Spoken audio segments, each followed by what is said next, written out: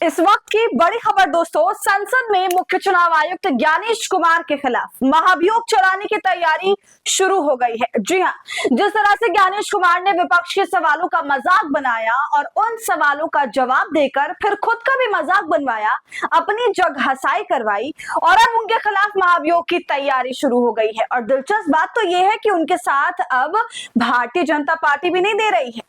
तो दोस्तों, पूरा मामला क्या है बताऊंगी आपको इस वीडियो में, तो आप हमारे साथ अंत तक बने रहिएगा। नमस्कार, आदाब, आप देख रहे हैं खबर अड्डा और मैं हूं आपके साथ सुम्बुली। दोस्तों, बिहार में विपक्ष वोट चोरी के खिलाफ सड़क पर उतरा हुआ है और संसद में मुख्य चुनाव आयुक्त के खिलाफ महाभियोग की तैयारी शुरू हो गई है।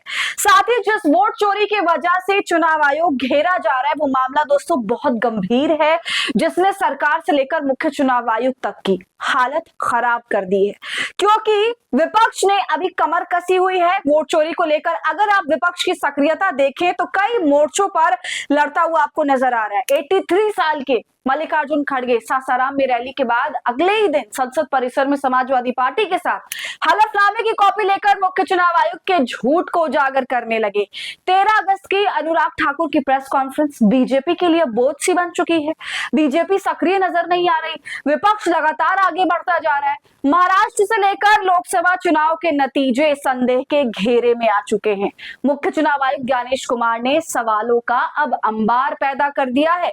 और दोस्तों, जैसा कि आप जानते हैं कि उनके जवाब का मजाक भी अब खूब उड़ने लगा है, तो वहीं दूसरी तरफ राहुल गांधी और तेजस्वी यादव दिन ब दिन आक्रामक होते जा रहे हैं। ट्विटर पर तो एक अलग ही घमासान चल रहा है, जाकर आप देख लीजिए तो ज्ञानेश कुमार के दावों की धज्जियां उड़ाई जा चुकी हैं। इन सब के बीच आईटी सेल की ताकत से लैस गोदी मीडिया के समर्थन से खड़ी बीजेपी भी खामोश हो गई है।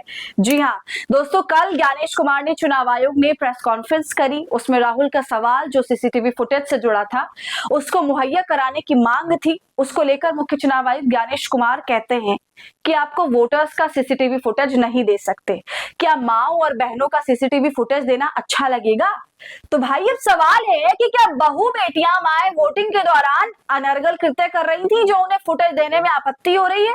किसको बेवकूफ बना रहे ज्ञानेश जी? एक तरफ तो वो बुर्का उठा उठा कर चुनाव आयोग देख रहा है कि बुर्के के भीतर महिला कौन है, दूसरी तरफ बहू बहन बेटियों को वो दिखा नहीं सकता। खैर, ये अलग बात हो गई। लेकिन चुनाव आयोग ने जब प्रेस कॉन्फ्रेंस की और उसमें कहा कि राहुल गांधी को माफी मांगनी पड़ेगी या हलफनामा देना पड़ेगा कि तीसरा कोई और रास्ता नहीं है, बहू बहन बेटियों की हम सीसीटीवी फुटेज नहीं दे सकते, इसके बाद तमाम अलबल बातें करी जिसका कोई ऐसा जवाब नहीं दिया जो राहुल गांधी ने सवाल किए थे। राहुल गांधी ने जितने क्वेश्चन पूछे, सबूत दिखाए, उस पर कोई जवाब नहीं दिया गया। तो अब सवाल उठता है कि क्या चुनाव आयोग वाकई चोर है? क्योंकि अब चुनाव आयोग के खिलाफ संसद में महाभियोग प्रस्ताव लाने की तैयारी इंडिया गठबंधन कर रहा है। ज्ञानेश कुमार को हटाने के लिए महाभियोग प्रस्ताव की तैयारी इंडिया गठबंधन कर रहा है। देखिए, इस मामले पर पूरी खबर मौजूद है। लिखा है, सीसी ज्ञानेश कुमार के खिलाफ महाभियोग लाएगा विपक्ष, कैसे हटाए जा सकते हैं मुख्य चुनाव आयुक्त, क्या है प्रक्रिया? खबर में आगे लिखा है, विपक्षी दल मुख्य चुनाव आयुक्त ज्ञानेश कुमार को हटाने के लिए महाभियोग प्रस्ताव लाने पर विचार कर रहा है। सूत्रों के अनुसार विपक्षी दलों ने सोमवार सुबह संसद भवन में बड़ी बैठक करी, जिसमें चुनाव आयोग प्रमुख को हटाने के प्रस्ताव पर चर्चा की गई।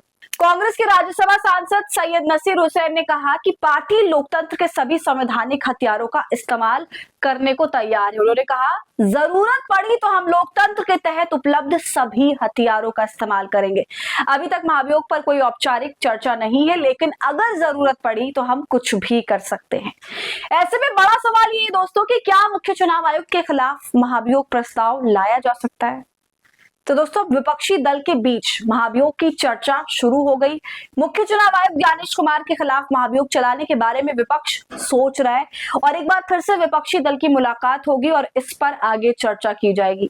तो जाहिर है अब चुनाव आयोग के लिए कल की प्रेस कॉन्फ्रेंस भारी पड़ने वाली है। वजह आपको अभी मैं बता ही चुकी हूँ। दूसरी बात, चुनाव आयोग की फजीहत इसलिए भी हो रही है, उसकी साख पर बट्टा इसलिए लग गया है क्योंकि चुनाव आयोग ने ठीक उस दिन प्रेस कॉन्फ्रेंस रखी जिस दिन राहुल गांधी की यात्रा थी और अब इस हरकत को काफी गिरा हुआ बताया जा रहा है। तो दोस्तों, अब आगे देखना है कि मुख्य चुनाव आयुक्त ज्ञानेश कुमार के साथ क्या होता है।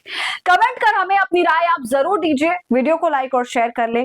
खबर अड्डा को ऐसी तमाम अपडेट्स के लिए यूट्यूब पर सब्सक्राइब कर ले।